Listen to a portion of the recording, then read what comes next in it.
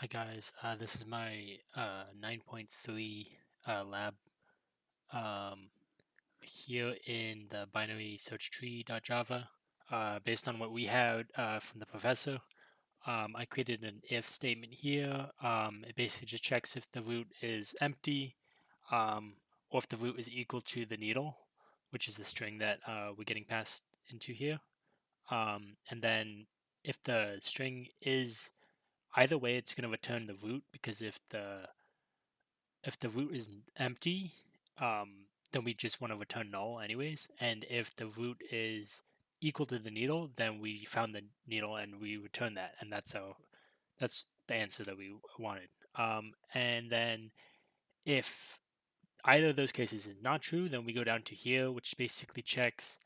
It does a compare to check if the needle string basically it compares that string, the needle string, to the root data, which is also a string in this case, um, and then checks if that that compare to is less than 0, because compare to is going to give us an integer, either negative or positive or 0 if they're the same.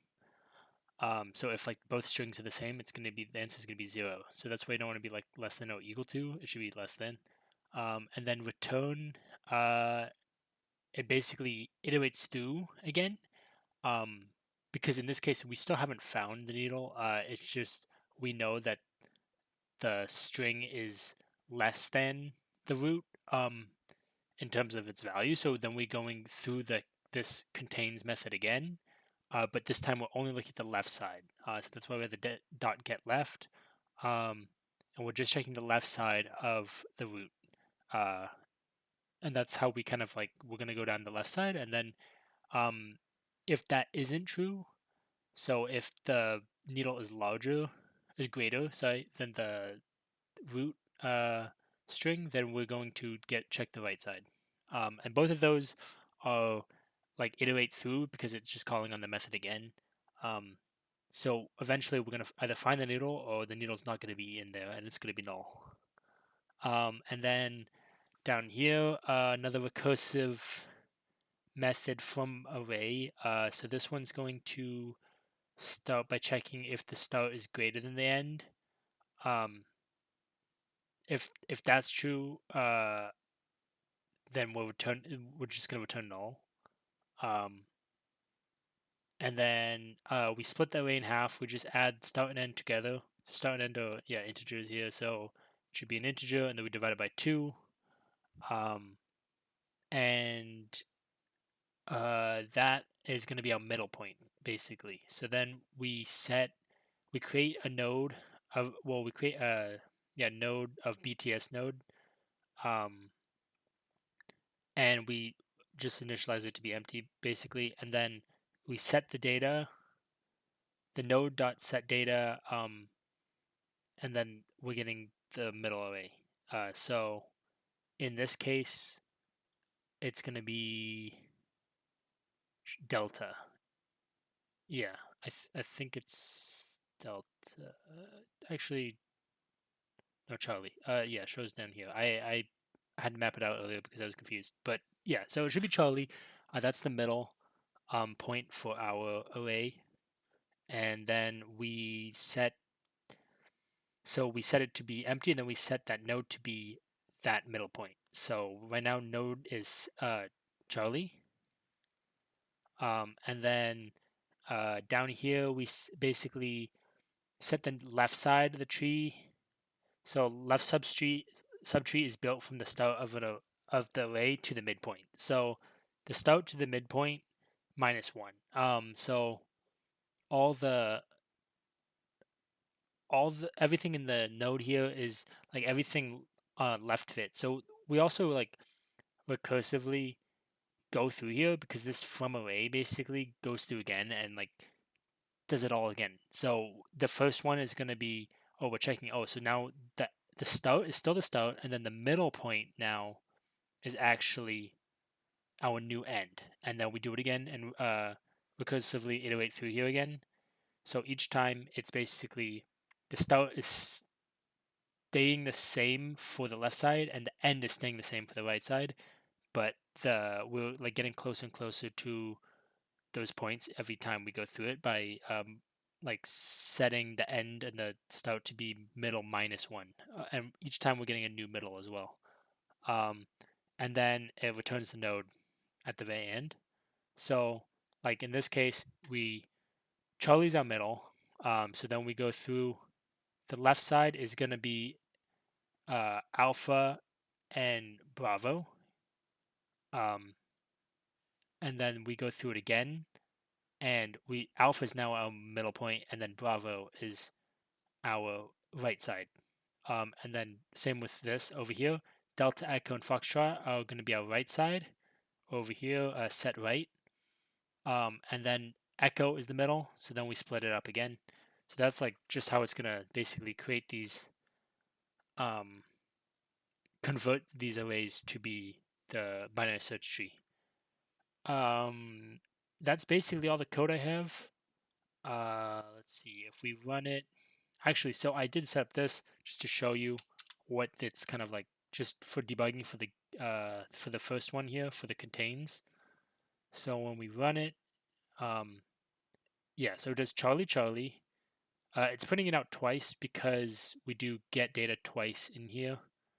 But so Charlie first, and then we're looking, in this case, we are looking for, let's see here. Oh, actually, oh, I shouldn't run the whole thing. Hold on, let me run just this guy. So, is that working? Let me think. Yeah, so Charlie, and then Echo, and then Delta. That's correct. Yeah, so Charlie, we're looking for Delta. So this one right here, it's just weird. It's putting it out. It's going through it twice because we go through it here once. And then when we look for Zulu, we also go through it again, but we don't find Zulu. So that's why it's printing out Charlie, and then Echo, and then Foxtrot, because it checks Charlie. Zulu is greater than Charlie, greater than Charlie, greater than Echo, and greater than Foxtrot, but we don't have Zulu in here, so it doesn't find it. But the first time it goes Charlie, then Echo, and then Delta is less than Echo in the compared to, so then we go down here, and that's Delta, and then we print it only once because it only goes through this first if statement. It doesn't go through the second one because it already found it. So that's basically all I have for my code. As far as the questions the professor was asking, so the benefits, it's honestly mostly, from what I can tell, is like the time complexity. The big O, what is it called again? I completely forgot the name of it. Yeah, basically the time complexity for these BSTs, or basically it's O log n instead of on, so it's not a linear time complexity. So for specifically for the arrays and stuff, it's the insertion and deletion and search is all going to be linear time complexity, and then for linked lists it's going to be for the search and the access it's linear, and but the insertion and deletion for linked list is actually faster because it's a constant, because it's O1. So I think it's faster for those guys. It's like you know exactly how long it's going to take every single time. But for BSTs, the larger the data that you basically have in the BST, the faster it's going to be comparatively to an array or a linked list, because those are both ON for search. But for the binary search and like a couple other trees, actually I think all the trees, it's going to be O log n.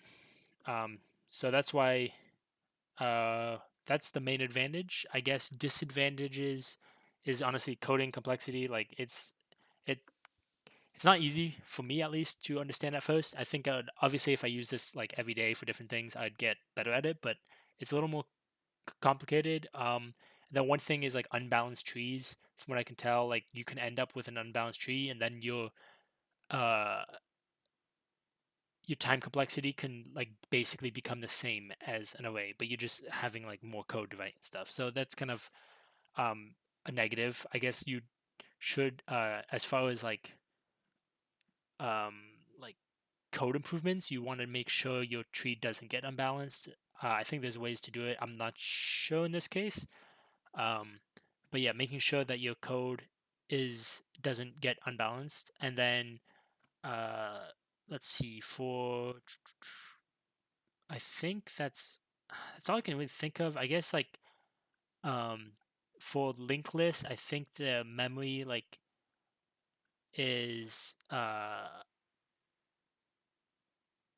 it's might be easier to set up like a linked list.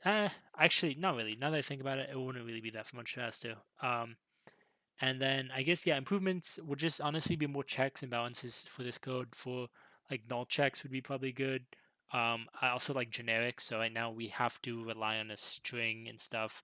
You could probably set it up to handle generics. And then like different methods of the traversal. So I know we talked about like in the lecture who or in the like slides he was talking about pre-order and post-order and stuff. So you could navigate it in different ways. And yeah, just making sure I guess like the thing stays balanced and doesn't like unbalance itself, and then you'd end up with like a terrible time constant. Um, that's everything I have though. I'm trying to think if I missed anything.